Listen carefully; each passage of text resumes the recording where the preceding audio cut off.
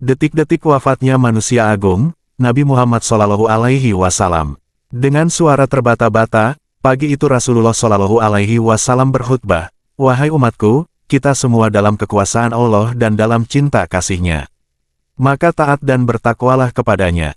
Kuwariskan dua hal kepada kalian, yaitu Al-Quran dan Sunnahku.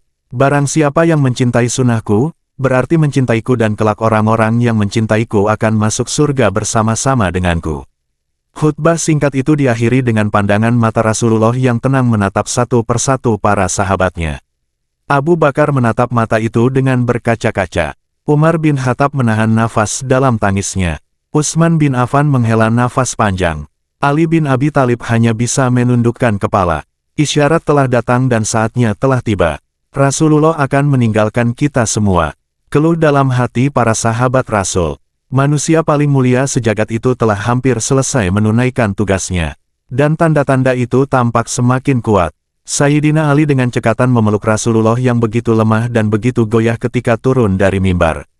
Matahari kian tinggi, tapi pintu rumah Rasulullah SAW masih tertutup. Di dalam rumahnya, Rasulullah tengah terbaring lemah dengan kening berkeringat membasahi pelepah kurma sebagai alas tidurnya. Tiba-tiba dari luar pintu terdengar salam. "Assalamualaikum, bolehkah saya masuk?" tanyanya. Siti Fatimah tidak serta-merta mengizinkan ia masuk. "Waalaikumsalam, maaf ayahandaku lagi demam." Ia kembali menemani ayahandanya yang ternyata sudah membuka mata sembari bertanya, "Siapakah dia wahai anakku?" "Tak tahu ayahandaku, sepertinya baru kali ini aku melihatnya," tutur Fatimah dengan lembutnya.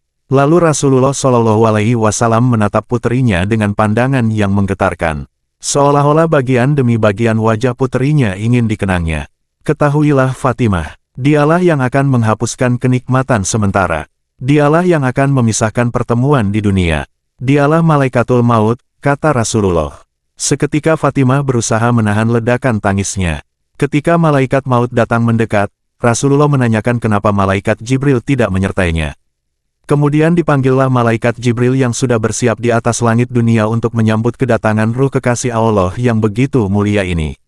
"Jibril, katakan apa hakku nanti di hadapan Allah?" tanya Rasulullah dengan suara yang teramat lemah dan lirih. "Pintu-pintu langit telah terbuka, para malaikat telah menanti ruhmu. Semua surga terbuka lebar menanti kedatanganmu," jawab malaikat Jibril. Dan ternyata itu tidak membuat hati Rasulullah lega. Matanya masih begitu tampak penuh kecemasan. "Engkau tidak senang mendengar kabar ini ya Rasul?" tanya malaikat Jibril. "Katakan kepadaku bagaimana nasib umatku kelak." Lanjut Rasulullah, "Jangan khawatir ya Rasulullah. Aku pernah mendengar Allah berfirman kepadaku, kuharamkan surga bagi siapa saja, kecuali umat Muhammad telah berada di dalamnya," jawab malaikat Jibril. Detik demi detik semakin berlalu. Saatnya malaikat Israel melaksanakan tugasnya. Perlahan ruh Rasulullah ditariknya. Tampak sekujur tubuh Rasulullah bersimbah keringat. Urat-urat lehernya menegang. "Jibril, betapa sakitnya sakaratul maut ini," Rasulullah mengadu lirih. Fatimah tak kuasa menatap ayahandanya. Dibiarkan matanya terpejam. Sayyidina Ali yang berada di sampingnya menunduk semakin dalam. Malaikat Jibril pun memalingkan muka. "Jijikkah engkau melihatku hingga engkau palingkan wajahmu ya Jibril?" tanya Rasulullah pada malaikat Jibril, sang penyampai wahyu itu. "Siapa yang sanggup melihat kekasih Allah direnggut ajal ya Rasul?" kata malaikat Jibril. Kemudian terdengar Rasulullah memekik karena merasakan sakit yang tak tertahankan. "Ya Allah, dahsyat sekali sakitnya maut ini. Timpakan saja semua siksa maut ini kepadaku. Jangan pada umatku." Badan Rasulullah mulai dingin. Kaki dan dadanya sudah tak bergerak lagi. Bibirnya mulai bergetar seakan hendak membisikkan sesuatu. Ali segera mendekatkan telinganya kepada Rasulullah SAW. "Ushikum bisolati wa ma malakat emanukum." Aku berpesan kepada kalian jagalah solat dan peliharalah orang-orang lemah di antara kamu.